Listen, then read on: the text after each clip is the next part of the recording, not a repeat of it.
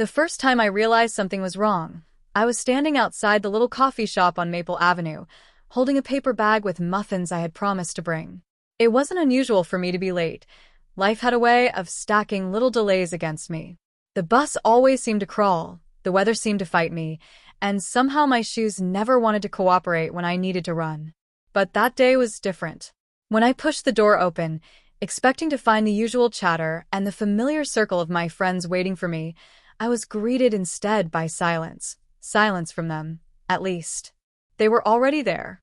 Sitting together in the far corner, my best friends, Emily, Rachel, and Hannah, were laughing at something on a phone screen. The table was covered with half-empty mugs and crumbs from pastries. Their laughter rose above the hum of the cafe, sharp enough to slice right through me. And no one had told me. I froze, muffins in hand, the smell of blueberries and sugar turning sour in my nose. It wasn't the first time they had gone ahead without me, but something about the way they didn't even look up made it sting worse than usual. For years, I had been the glue of our group, the one who organized plans, made reminders, kept the birthday calendar updated, and even hosted study nights back in college. But lately, things were shifting. Somewhere between growing careers, new relationships, and changing priorities, I had slipped to the margins. I set the muffins down on the counter, ordered a coffee just to have an excuse to stay, and made my way toward them. "Oh, hey, Olivia." Emily finally looked up, her smile sweet but slightly surprised, as though I wasn't supposed to be there.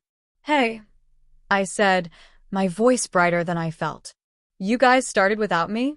Rachel tilted her head. "We thought you might be busy today." Busy. That word. It always seemed to be the excuse.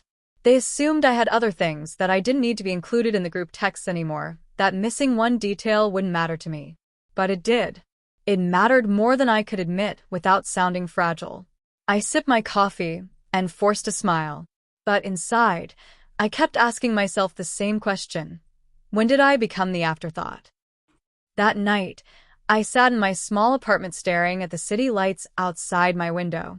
I had always believed friendships were unshakable if they were real. But here I was, wondering if mine had been an illusion. I thought back to college. Emily and I had met in our sophomore year when we were both struggling through literature class. She was the bubbly one, full of stories and laughter. Rachel was quieter, but strong, the type you could lean on. Hannah had joined our circle later, always creative, always ready with ideas for spontaneous adventures. Together, we had formed something solid, or at least it had felt that way. But people grow, and sometimes they grow away from you. A week later, I tried again. I texted Emily. "Hey, do you guys want to hang out this weekend? Maybe movie night like old times?" Her reply came hours later. "We already have plans, Liv. Maybe next week?" Next week. Those words felt like a gentle dismissal, a door closing softly in my face. Still, I refused to let it end like that. I wasn't ready to give up on years of shared memories, of laughter and tears. So I showed up again, this time at Rachel's art exhibit. I hadn't been told about it, but I saw a post online. When I walked in, I saw them, all three, standing together, smiling for a photo. And once again, no one had told me. I stood in the corner, hands trembling, my throat tight. It wasn't just about missing an event. It was about being excluded, about watching my place in their lives shrink until it barely existed. That night, instead of crying, I made a decision. I was going to stop waiting for an invitation. The change didn't happen overnight.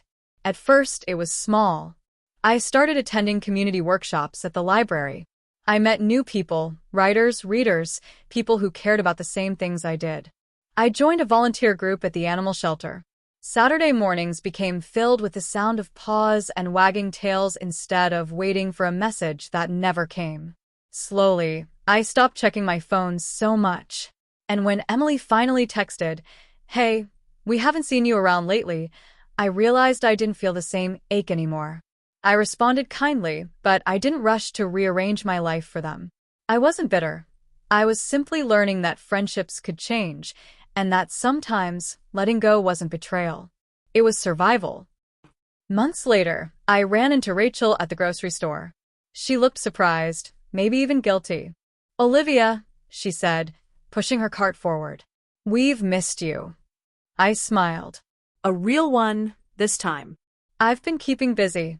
She nodded, hesitated, then asked, maybe we could catch up sometime? And maybe we would. Or maybe we wouldn't.